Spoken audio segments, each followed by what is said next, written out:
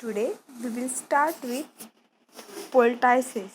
Poultices are soft, viscous, wet masses of solid substances applied to the skin for their formation action, fermentation action in order to provide relief from pain or reduce inflammation or it act as a counter irritant.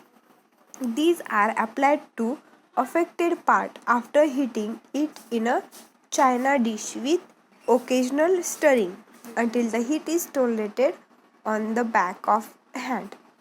The melted poultice is sprayed as a thick film or dressing material and applied as hot as a patient can bear it to affected area. Then the storage of poultices.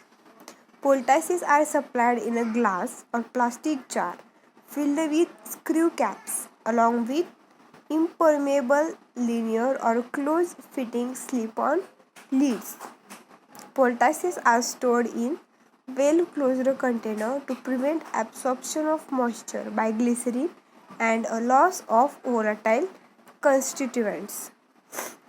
So here your semi-solid dosage form ointment, paste, jellies and poultices revision is over.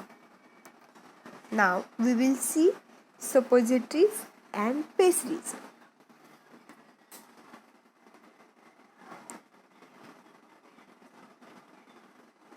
Suppositories.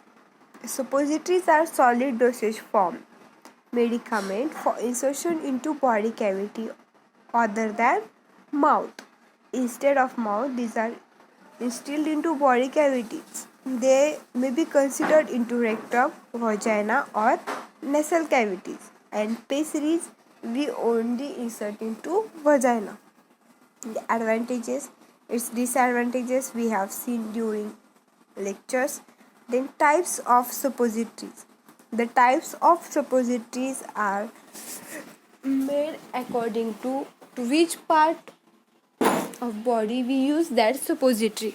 So according to that, there are total 5 types of suppositories: rectal suppositories, vaginal suppositories, nasal suppositories, urethral suppositories, and ear cones. These are the 5 types of suppositories. And new trends of suppositories: tablet suppository, layered suppository, capsule suppository, coated suppositories, and disposable molds.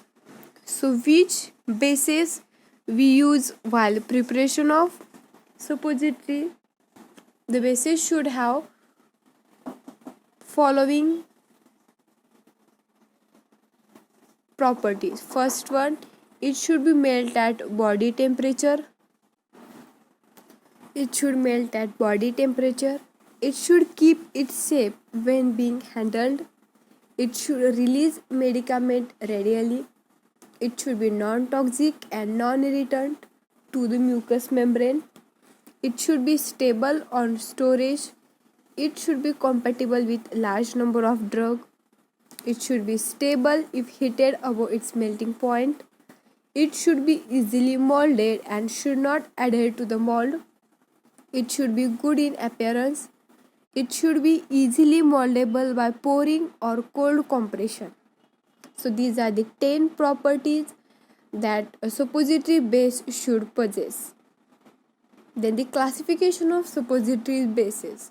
The suppository bases are classified mainly into 3 types. First one, fatty bases, water soluble and water miscible bases, and the last one is emulsifying bases.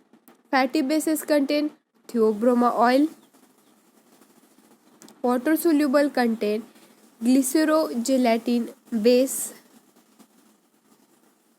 soap glycerin suppository, polyethylene glycol, and the last emulsifying base contain vitsol, massa astarinum, and masupol. These 3. Then there are total 3 methods of preparation of suppositories: rolling method, hot process or fusion method, and the last one is cold compression method. We have seen these all methods detailed during the lectures. So this is all about your suppository. In the next lecture we will see about pessaries.